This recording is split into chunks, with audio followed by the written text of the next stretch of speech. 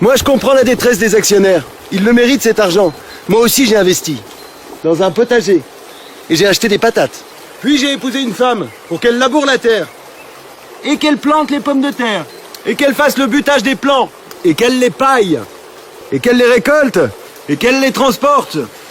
Et qu'elle les nettoie. Avouez qu'elle a bien mérité son salaire.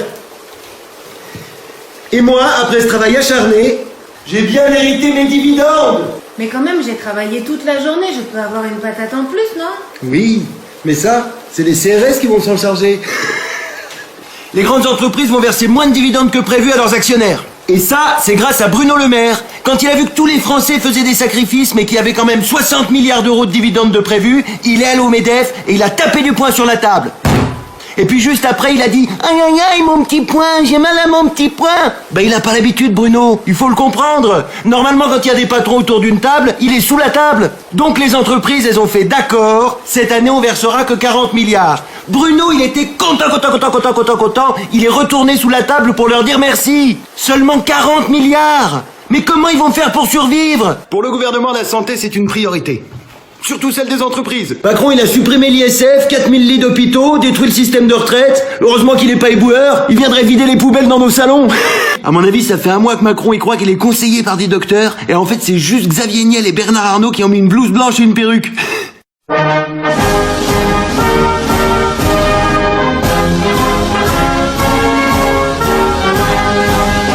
Mes chers compatriotes, les médecins sont formels.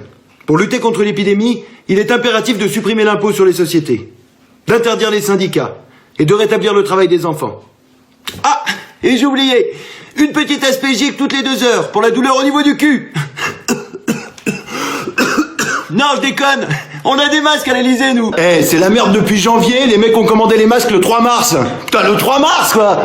C'est comme si je baisais et 9 mois après, j'achète une capote pour foutre le gamin dedans. Michel-Édouard Leclerc, il était tout colère hier. Il a voulu mettre fin à la polémique. Non, il n'y a pas de stock de masques cachés et ils seront vendus à prix coûtant. Il ne fait pas de marge dessus, ok?